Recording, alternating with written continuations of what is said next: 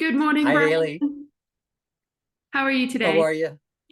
Same, same. I'm doing great. I'm very excited because I finished writing my memoir, and I have it out to several publishers who don't require having agents.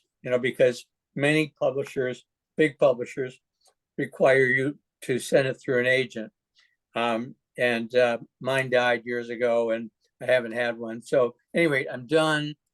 I sent it to you. You haven't had a chance yet, but you're gonna read it It's, and let me know what.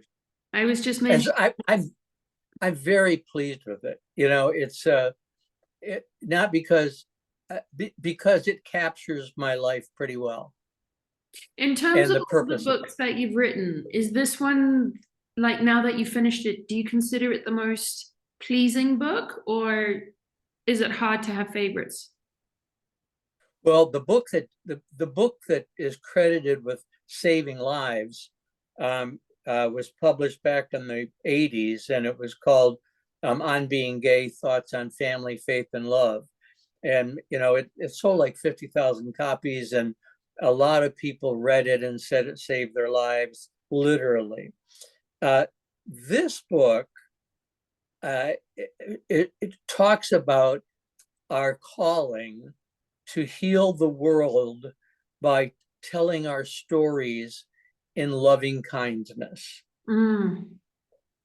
And so my book is filled with story after story after story about how I shared my story with people who you never would have imagined would have responded positively, but who did this big turnaround because we connected heart to heart rather than head to head. Mm.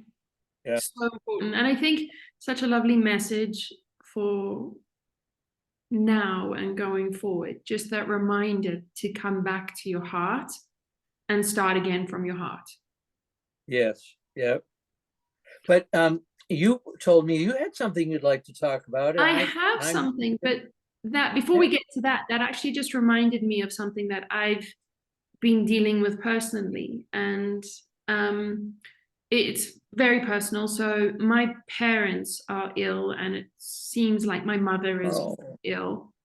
And I've Oh. been receiving some really nasty messages from my father about my behavior and how I'm dealing with the situation.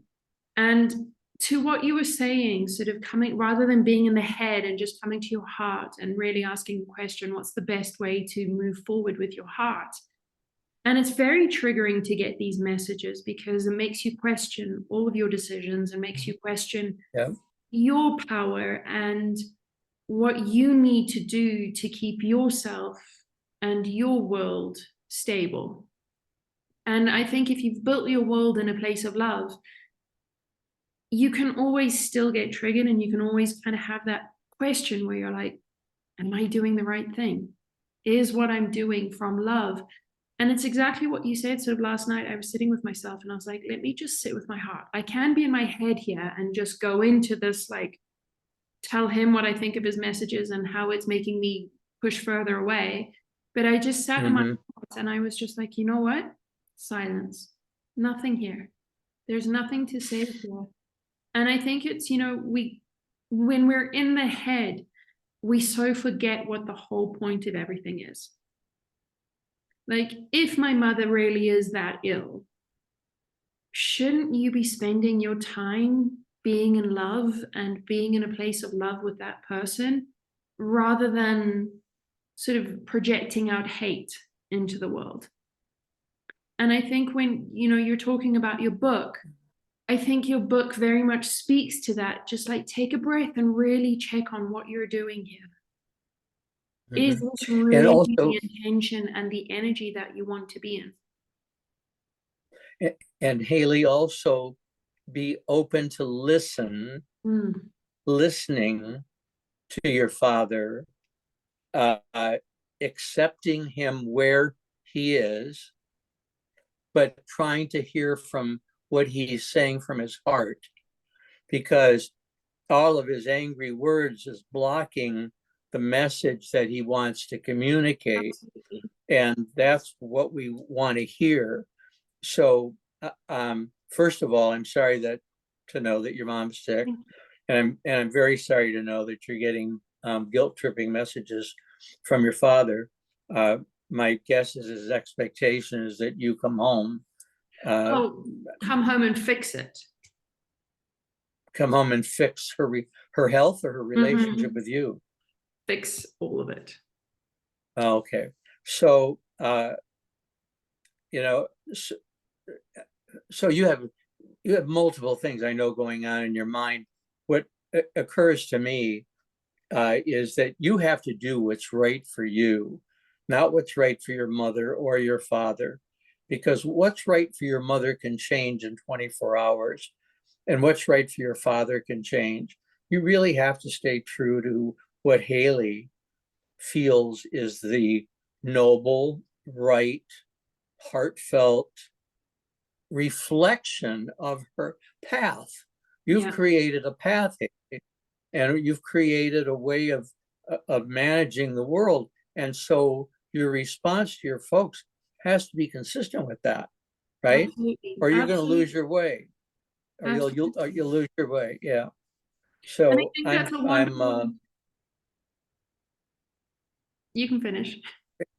you know, it sort of hit me as I was talking that one of the things I was going to talk about today was impermanence, but you can't control what happens to your mother, and you can't control how your father feels about you. No matter what you do, your father is going to feel about you the way he chooses to feel about you.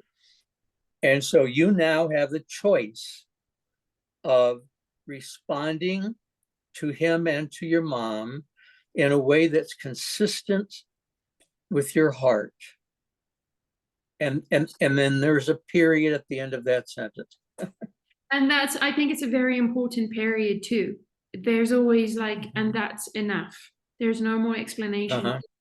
And I think that's a wonderful segue into the topic that I was thinking about today. And I think it goes with the impermanence too. I was looking on Instagram and this video popped up of the actress Viola Davis speaking. And she was saying that it is one of our primary jobs in this lifetime to disappoint as many people as possible so that we do not disappoint ourselves. And I think it's very timely because it's exactly what I'm dealing with. Either way, I'm going to disappoint somebody. Is it going to be? And it can't be you. It can't be me. And I think that's where the period is. Yeah, it can't be you. It would be wonderful if you were on the same vibration as your mom and dad, but you're not. You're at a different vibration, and they don't understand your vibration. They can't hear me. They never have. And the person who would be coming home if you went home would be the little girl who never did what she was supposed to do, not the adult Haley who's had life experiences that are beyond the ones they themselves have had. So, if your dad feels like you really need to talk to your mother, do a Zoom and say, Mom, this is just for you and me, or not. When we talk about the impermanence too, and there's a lot going on here too, wrapping up all of these topics that we're talking about. At the different, when you make a choice that love is your path and you will do everything you can to be in a place of love, which means incredible discipline, incredible courage to always bring yourself back and be like, am I aligned with the love here? Yes. To your point, if I went back home, I would be the center of attention and it would not be love. It would be everybody projecting all of their anger, all of their fear, all of their hate onto my decisions. And it would have nothing to do with my mother who's right. And I see that. So I'm very much like, there's no point in me going into this because for me, if I check back in with love, This is about her. This is about her love. This is about everybody being in a place of love. And, if it is the end of her life, let's all be in a place of love and appreciation. It won't be like that if I'm involved. Can I say Right. that to anybody in my family? Absolutely not. Well, one of the things that the word you use, appreciation, is really important. Is no matter how your mom behaved in her life, she did the best she could, She did the best she could. and you appreciate that she did the best she could. You send her love and gratitude, but that does not mean that you change course Absolutely. on Haley. Yeah. In And fact, you whatever decision you make, Haley, role models for them healthy behavior, whether and they choose to I'm see it well, that way or not. and I think that's part of the responsibility. There's discipline, there's courage, and there is responsibility to choose love. And it's Yes. not an egotistical, I want to be a role model or I want to be a mentor. It's realizing that within each of us, we have the power to make an impact. It's our choice if that's going to be a loving impact or an aggravating impact. And And sometimes so, they're the same. can you tell me how you're feeling? I mean, I know you I'm started off saying personal, but Yeah, it's always whenever I receive those messages, it always hits me like somebody's hitting me with a pan in my head. It's always just like very jarring for me. And then if that's my signal. Phone down, you need to breathe, you need to check where your heart is because my tendency is just to shut down and get smaller and smaller. So I'm at the point now where I'm like, stop everything, you need to open, open, open, open, and push yourself open. And it's in that opening that I can ask the question, all right, what's your decision in love here? What's the best path that you can take that honors myself, but also honors the relationships that I have with these people? And when we talk about the appreciation that I have with my mother, because I'm not speaking with her right now, does not reflect hate. It reflects love. no. And I'm 100% appreciative and grateful for everything that she's been through because my God, it was not easy for her. And it hasn't been an easy life for her.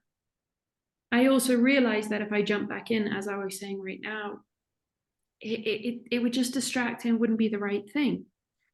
Also, the way that I live my life and my belief and understanding of energy, I don't need to be on a Zoom with my mum. I don't need to pick up the phone and speak to her. I can have these conversations with her and with that very loving soul that is open. And if she is that sick right now, and I'll get to the if a little bit later if necessary, but if she is that sick right now, she's not going to be able to have a phone call. She's not going to be able to have a, Um, it doesn't mean anything to her. It may mean yeah. everything else to everybody else. It means nothing to Yeah. her.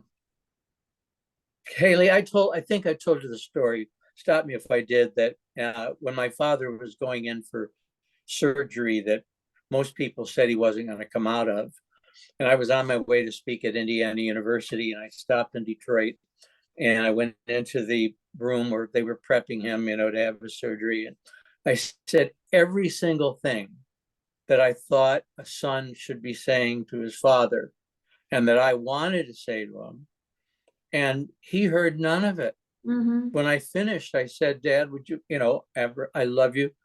Is there anything you'd like to say to me? Yeah, where's your sister? Okay. You're like, this I'm was heading just to an the Oscar moment. I'm heading to the airport. Go on to Indiana University. You have heard the love that I didn't say any of that. I'm just thinking, Brian, you got everything you could get. You did what you wanted to do. Let go, right? Just Mm-hmm. let go. And he died when I was on my way back, I guess. And but I said what I needed to say, and I wasn't going to change him in the last moment of his life. That's who he was. And also, I think, we talk about death a lot and we both have sort of a similar sense of death. And I think, when a person is close to death or the window is opening for them and they're seriously considering moving over, they're not the same person. Hmm. They're in a place of transition now. So their Mhm. living soul is what is more predominant than everything that you might have had a problem with, everything that you might have known. And I Yep. think being able to have the awareness and the perspective to be able to ask the question, who is that in front of me right now? Who is it that I think that I need to be saying these things to? Or who am I saying it for? And I think if we could just take that moment to come back to our heart, and sometimes we say stuff because we need it. We have to say it. Yes. We have to get it out of our throat and use that energy to be able to release it. But I think it's important to And realize if it's we're saying it for ourselves versus the salvation of somebody's soul before they die. right, but saying things that are loving, trying to at the last minute say to your mother, and when I was in third grade, and you didn't pick, I still remember how you didn't let me I, go to I her remember house. you sent a bologna sandwich with no fixings on.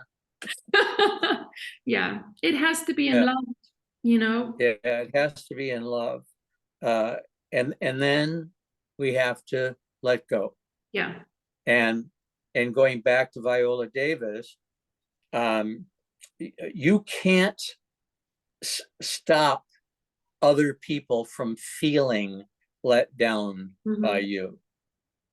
You could try to be a middle of the circus juggling balls and riding an elephant, thinking you're going to be everything to everyone that they expect.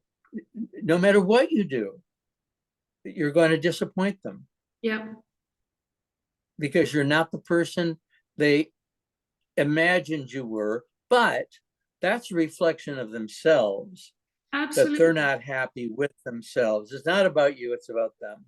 And I think, that's part of the letting go. And also, again, being in love is that you allow other people to have their perspective.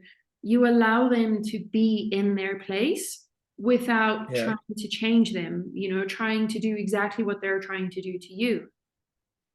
And I think, that's one of the wonderful things about this path is that, of course, it's not easy. And of course, some of it is easy. And, people might look in and Mm. be, oh, you're just like loosey goosey and do whatever you want. But with that comes this amazing perspective to allow people to be who they are without trying to change them. And And that's hard. it's hard, and allowing them to be disappointed in you without trying to fix Yep. it. Yes, and that's hard, especially if you're a people pleaser, Yeah, who is not pleasing because you want to be a saint, but pleasing because you care about people and you want what's best for them, but you're thinking that what's best for them is what they're saying, not what you're feeling. And you have to trust your feelings. And that's what Viola Davis, I think, was saying is your mom's going to be disappointed, your dad's going to be disappointed, your siblings are going to be disappointed, but you're not going to be disappointed. you're right. And I think, that people pleasing is such a hard pattern to break because the people that rely on it and the people that feel good about Mhm. themselves are not going to be comfortable when you start putting in those boundaries on yourself to say, I'm not going to be that people pleaser anymore. So they are going to be disappointed, and you are going to feel the wrath of that disappointed. For me, people pleasing has a lot to do with, as you were saying, to just keep the peace and hopefully people will be happier. It also comes from a place of staying safe. That's your way, or my way at least, of being able to keep myself safe and keep the attention off me. If I can make sure everybody else is okay, then I'm safe. Yes. Yeah. Yeah. And and that's and there's no free ride here. Your No free mom is rides, sick. I'm afraid, and there are no shortcuts either. No. And but what's wonderful is that you're fully equipped after all your work so far. You're fully equipped to deal with this Absolutely. perfectly for you. Absolutely. And it's perfect timing too. I mean, when we talk about death, I think it would be very triggering for people to hear about perfect timing and death. But I think it's, everything happens for a reason. Everything's at the right time, and that's part of the trust. And we have to realize that these things come in front of us when we're ready to deal with them, when we have the tools, or when it's time for us to actually use the tools that we have. We're never put into situations with nothing. Right. I totally. And we may not respond to it in a way that we will 5 years from now when we are at a higher vibration. Absolutely. Hindsight is an illusion. We're doing the best we can. And one of the things I was thinking about you, Haley, this morning, as I was out in the garden and I was cutting some palms that had died, and I thought, gee, when you plant these things, you don't expect them to die. You think they're just going to live, right? And everything ends. I was thinking, and you're and my this wonderful conversation that we have. At some point, it's going to end. Mhm. For whatever reason. And so, instead of clinging to it, right? Thinking, no, it can't end, right? But the path for me is to say, I want to really be present at this very moment, because I don't want to take it for granted. I don't want to find out next week that you don't want to do this anymore and think, shoot, I wish I had spent more time, enjoying the time I had with her. Yep. I don't think there's any guilt attached with that. I think sometimes when we No, go into gratitude and trying to make the most of the moment, there's sometimes guilt attached. Like, if I don't make the most of this moment right now, I may not get another. And yeah, there is, when there's love and when there's the intention to be present from a place of appreciation, there's no guilt, there's no punishment. It's just, I mhm. want to enjoy the most of this because I'm aware of endings and beginnings. And Haley, do not feel that uh, the awareness of ending is really useful to us in life, uh, to be in the moment. Mm-hmm. It's if we remind ourselves that none of what I see is going to be permanent. Every piece of furniture in this house is going to belong to somebody else at some point. Yep. It's not my dresser. It's a You're just dresser that's learning it. very old, and somebody else is going to own it. So admire it when you walk by, because It's there for you're you. not always going to.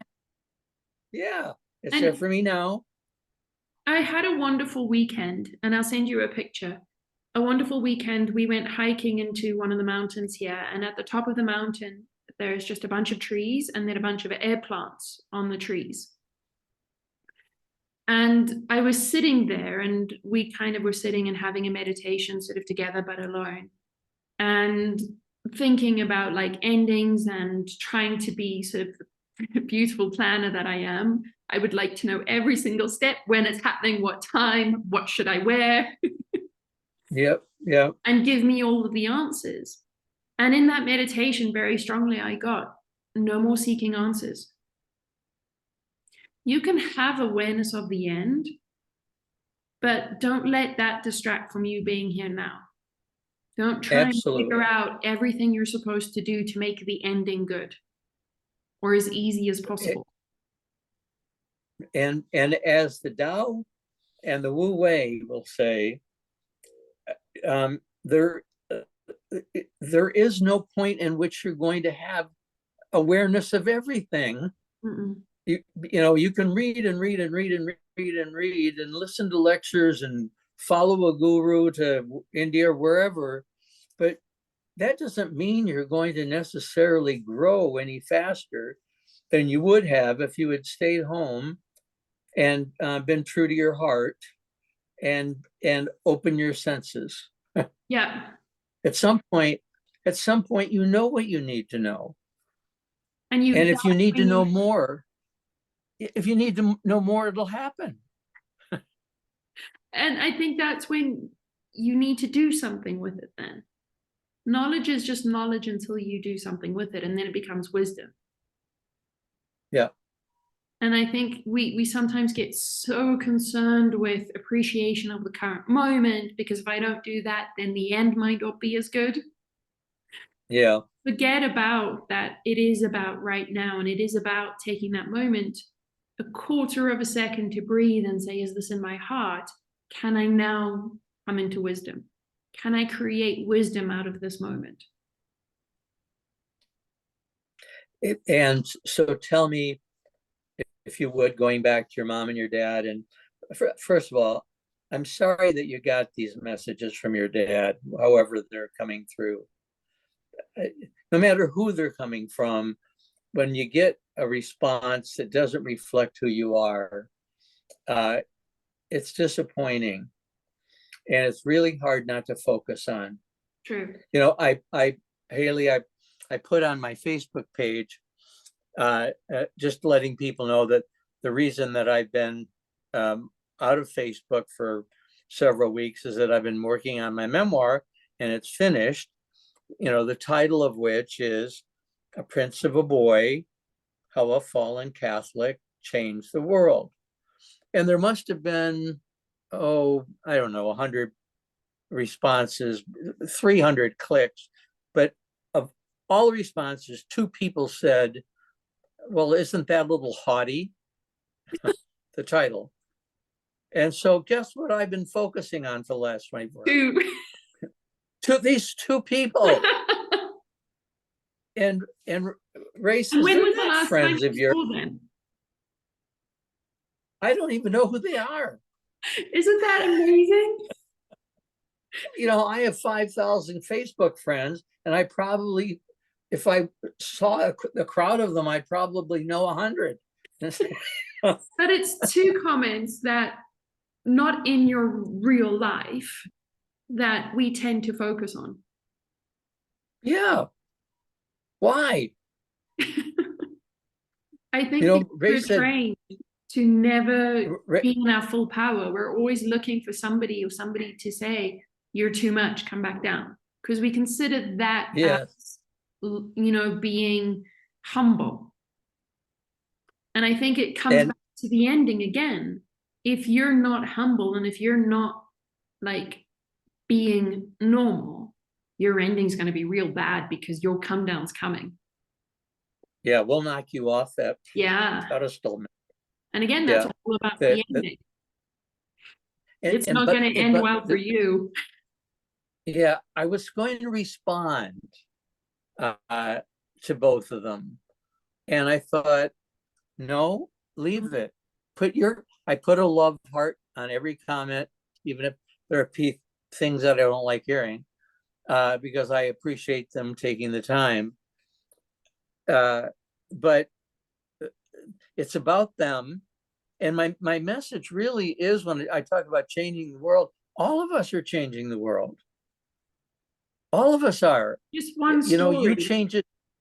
Yeah, it's not like Brian saved the world. No, I did what I felt called to do.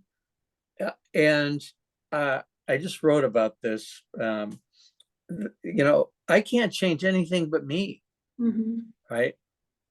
I can't end racism. I can look at my own racism and choose not to have those feelings when they come up, to take a look at them and say, that's not what I choose to feel. Does that make sense to you? Totally makes So sense. I didn't end homophobia, you know, by traveling the world and writing my books, etc. I did it because I had the opportunity to, but other people were there too. So, you know, the book sort of invites everyone to tell your story and listen to the stories other people are telling you. That's it. Bingo. Bingo. And I think period. Your beautiful title, it's your world. You saved your world. And I think we can't forget that we are individuals living in an interconnected world. So we can't just focus at the collective and skip the individual. We can't save No, the world without saving our own worlds first. And I think, to your point, in each of us telling our own story of how we saved our own world, that's how we change the world. It's the and collective you tell story me of your everybody saving their own world that changes the world. when you tell me your story, Haley, uh, you open up the curtain for me to see an aspect of the divine that I would not otherwise have the chance to see. Mm-hmm. Because you're a manifestation that's different than my manifestation, Absolutely. right? And I want to, I don't want to think, okay, I've seen it all.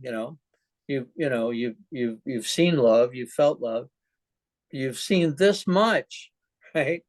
One little piece. Tiny bit. What does the whole thing look like? I'm never going to know what the whole thing looks like until you and others tell me, what'd you experience on the way? What were the high points? What do you think about that? And Tell me, because I want to know. there's the connection. Yeah. We don't have to, connection doesn't mean we agree. Connection means No. that we're open to seeing the divine light in one in each of us. Right.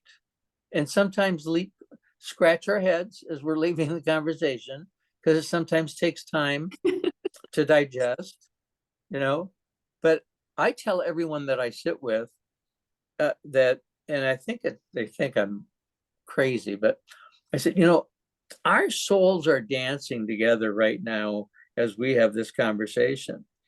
And mine is different now because of this conversation. Mm-hmm. You're in my soul. I can't get you out. We've had this experience. We can't undo the experience. Undo the past. And no, so we take with us all these experiences of other pieces in that kaleidoscope. Each one of us is a little piece of it, and we're getting mixed up. And so I want to know your piece. And each one I want to know your mom. Yeah, I want to know your mom's piece. I want to know your dad's piece. I want to know where they're coming from and why they feel the way they do, and give me a perspective of a world that I don't know. And equally, I think it's okay to leave that meeting and say, I don't need to see you again. Yes, absolutely. Yeah. Thank you for Absolutely. your time. I don't need any more. No, yeah, thanks very much. Glad you were on the show. See you next time. And I think another part of that too is like being able to meet different people and being open enough to have a conversation and to give them a chance to show them or allow them to show you who they are. We always have the choice, coming back to that whole line of disappointing others versus disappointing yourself. When people show us who they are at that point in time that we're interacting and our souls are dancing together, we have the power of discernment to say, this is good for me and makes me be a better person, or yes, I don't think this is the best thing for me right now, so I'm going to step aside. And yep, with that comes the courage to be honest. And I will tell you, there are two people in this town that do not get the tiniest bit of time with me. And I've met them before, and I've allowed them to show me who they are. From that meeting, I was like, no, you don't get a single breath of my time. And it's not because, well, I am happy for them to think I'm a snob and every other word that they think it is. But it's because the person that they showed me was not their full divine self. And I've done enough work to be able to discern, not judge, because I'm not going to them saying, oi, you need to connect with your divine self and get your stuff together right now. I can just tell that they're choosing to ignore that part of them. And if you go to that you're going to end up in the basement no matter how hard you try not to go there. Oh, it's just not worth it, man. It's a slippery slide. It's like a water park, you know. You just slide down right into it, And into I the think muck. we have to be conscious of karma there too. I do believe in karma, and I do believe that we jump into karma. And when you have the awareness of love and having your free will to discern, to decide whether or not this is going to be in love or something else, each time you're jumping into karma, whether it's dharma or karma. And if we're going to people that we know are no good for us, and ultimately they know we're no good for them, because every time we meet, it's just a clash. Every time we try and go back into that, we're creating karma with that person. So our souls are dancing, but not a happy dance. No, It's no, an I endless agree with battle you. that nobody wins. And it's okay to cross the street. Oh yeah. Right? We'll It's go around the okay block. to, yeah, it's okay to see them, wish them love, Absolutely. send them love. I send you love today. I hope you have a wonderful day. I hope your heart is open, but I'm going to cross the street now and pretend to see somebody and wave. Suddenly my phone's ringing. Oh, sorry.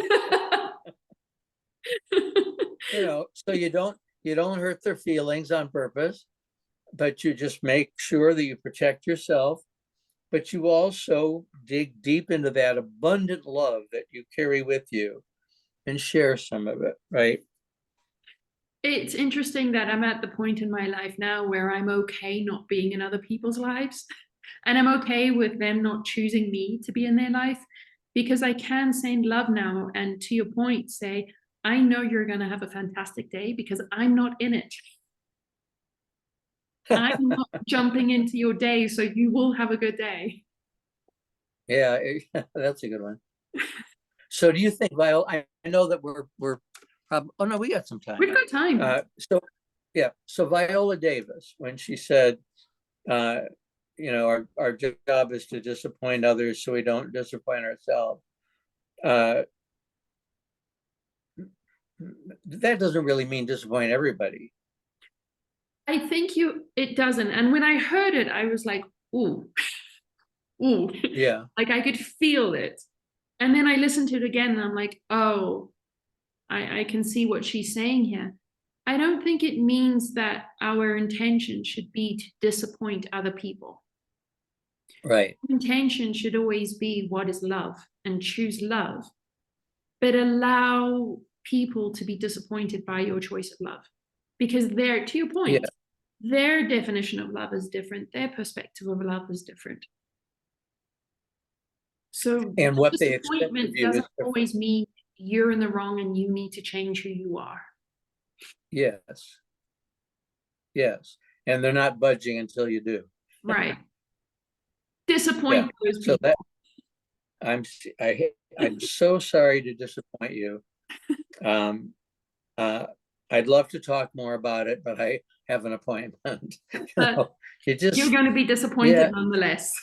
You're going to be disappointed in me, and I get it. I understand, and I'm sorry that I caused that feeling in you. But I can't spend any more time on it. I mean, I always, Haley, try to give somebody a window to step out of if it looks like this is an awkward situation.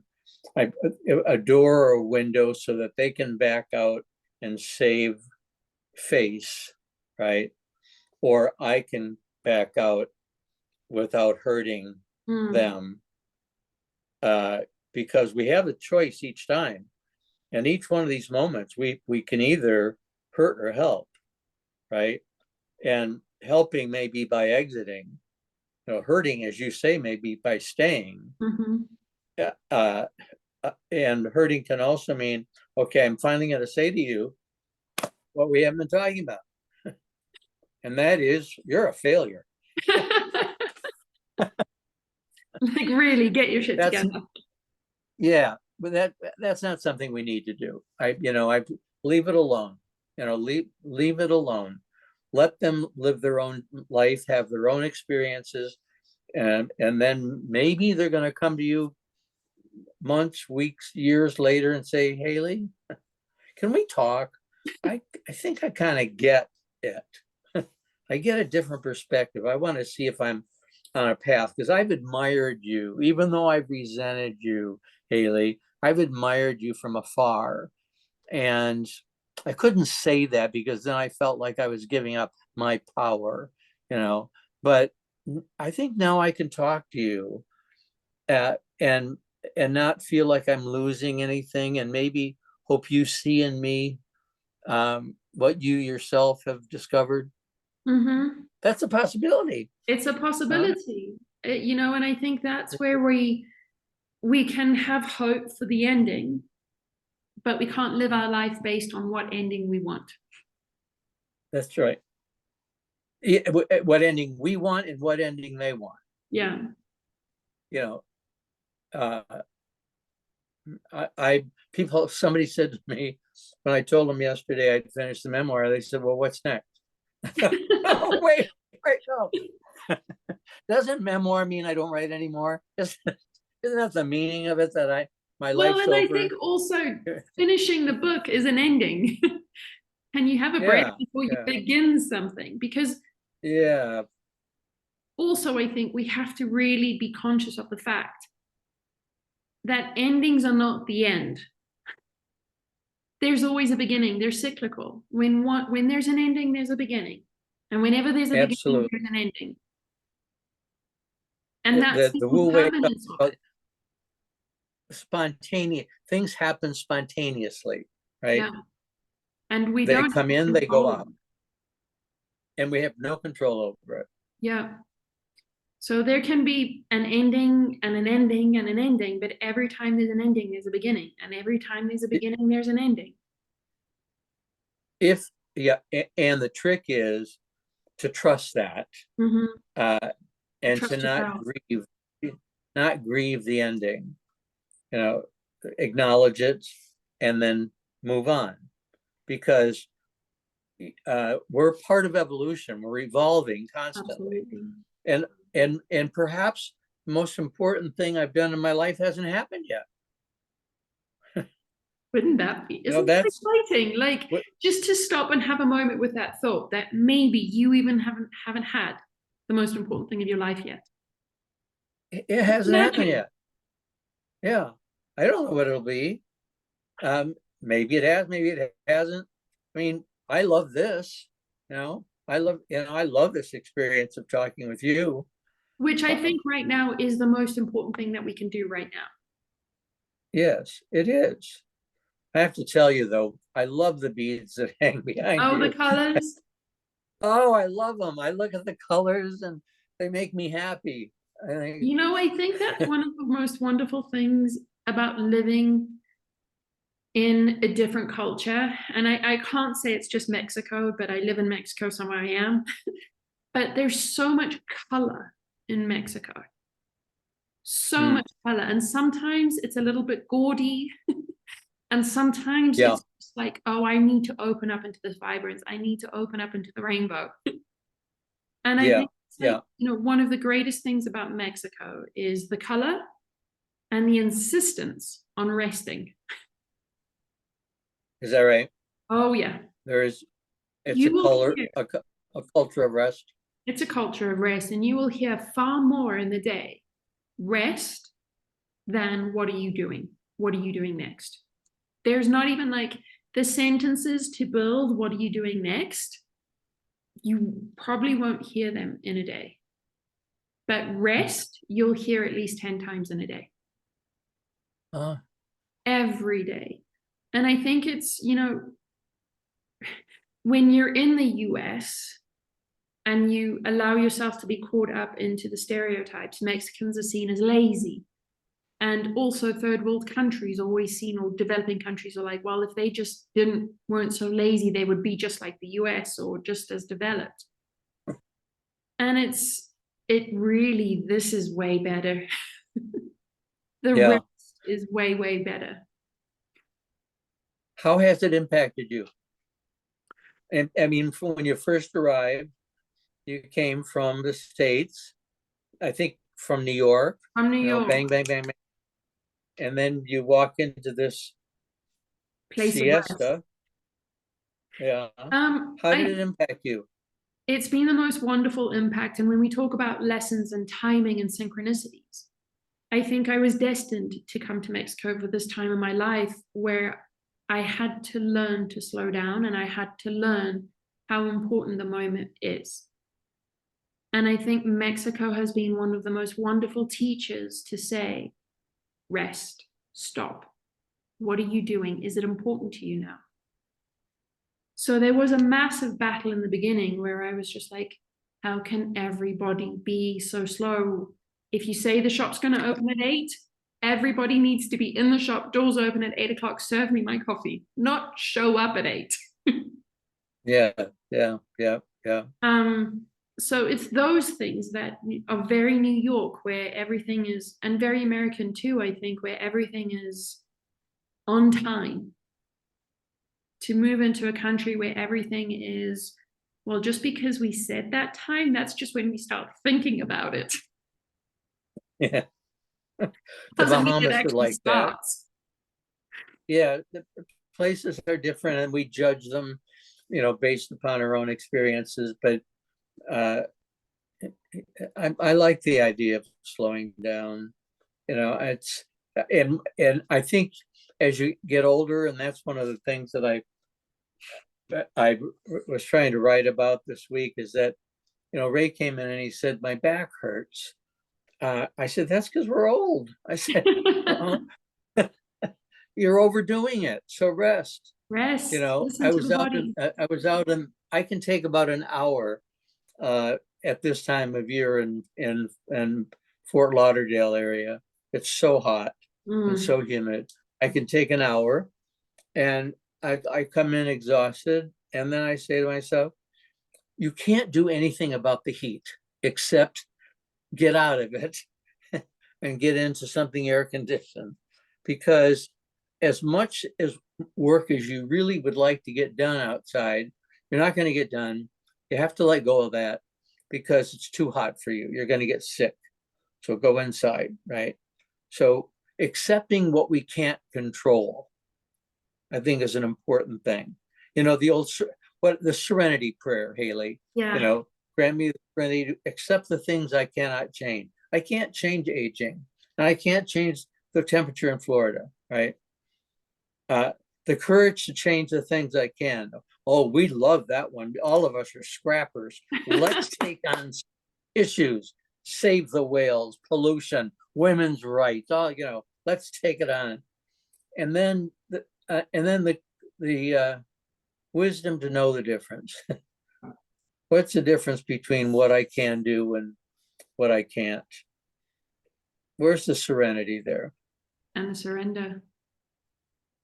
Well, and for all of us, a lot of things depend upon our age and circumstances, right? And we can't, coming in back with the whole guilt, we can't feel guilty about that. We can't punish ourselves because something that is 100% normal, we're coming up against. And it's we can't change the sun. I can't change the Mexican culture, but I can choose to navigate it in a way that's better for me. It doesn't create stress. So for me, Yes. like if I'm late, the chances of me being late, like something's gone wrong. But I'm I'll be there 10 minutes before it starts. I've Us learned too. in Yeah. Mexico now that I need to adjust my perception of time. So if I tell somebody, let's meet for coffee at 8 a.m., I have to give them the growth to be able to be like, okay, for them, they hear 8:30. So for me, I have the choice to show up at 8 and sit there steaming, or I can show up at 8 and be like, they're only going to be here at 8:30, so let me just enjoy this time. Yes. The word you use, choice, is the key word on everything. right? Mhm. Your father can write mean things to you, and you have the choice to listen to it or the choice to ignore it, Yep. the choice to respond to it or the choice to let go of it. And you're in charge of your choices. Mhm. He's not. He's not. We're in charge of our choices. Every day, all day, we make choices. And I think we make choices, and with that is the awareness of how that choice is going to be received. Because Or impact us. impact us, How because is my, go it's ahead. not my responsibility how he behaves and his choices. No. And if he feels hurt, not my responsibility. But it is my responsibility to take a second back and say, right, if I respond in this way, this is a way that they might take it. Is there a better way, or is there no way? I think we have that responsibility to be aware of how our words and our actions are going to impact people. And I think if we can take a step to hold and be aware of what that impact will likely be, we can step back and say, is there a better way? Is there a better way Haley, of delivering this message? Or maybe that way is there is no way. and if you don't mind, what have you decided about responding to your father? Silence. I delete the messages. Silent. I don't There's allow no them. way of, I yeah. need to, I'm still at that point where I see them come in and I read them, but I delete them Oh, you immediately. do? Yeah. I need to, I'm at the point where I need to make a decision if I'm just going to block them now so I don't see the messages, or if Yep. I'm okay reading the messages, because for whatever it is, I need to be, coming back to that whole thing, how we started this, disappointing others so you don't disappoint yourself. I need to take care of myself, and it doesn't do me any good to read that message coming into me. It takes No. my energy down, and for all the people that are in my life and sending me love and I'm sending them love, it means now that they're giving me an enormous amount of love, but I can only give them that much because I've just been taken down by this message. Yes. This is where I'm at, like trying to be a bit more responsible with what I'm allowing in and being aware of, okay, it might not be holding me down for 5 days, but it's still really denting the love. Yeah. So I need to make up my mind if I'm just going to block or if I'm going to be stronger to hold my energy up when those messages come in. I learned a long time ago not to read things like that. Yeah. I just can't. May I offer you Because take your own advice and not read your comments? Those two people. Yeah, yeah, those two people, Ray, Race, why are you even paying attention to it? He said, I guess because I'm addicted to, how many people say, good going, Brian, glad for you. And, We all. but in evaluations, Haley, after doing years and years of training, I trusted that I was really good at it. So I didn't read any more evaluations because I knew I would focus on the one negative one. When I would get hate mail, especially in the early days of the 70s when I came out as gay, I knew not to read it. I would throw it in a box to go to the Cornell archives, human sexuality archive. So somebody in 100 years can see this is how people responded to this gay guy in 1974. But I encourage you not to read things that bring you down. And I think it's, it's the same feeling as like we're scrappers and we're always looking for things to do better. And if we're getting the good feedback, well, we're good. But if somebody comes up and says you're not doing the right thing, we're like, oh, I must improve. And I think the imposter syndrome. Yeah. And I think, as we've been talking about today, it's all about trusting and trusting that if we're in love, we're doing the right thing no matter what. Absolutely. Yep. I absolutely go to that spot, sit, and it's going to be there for you every single time you Every look single to it. time. If you take the time to sit down and reflect and just breathe, that the whispers that you hear from your Yeah. soul will not let you down.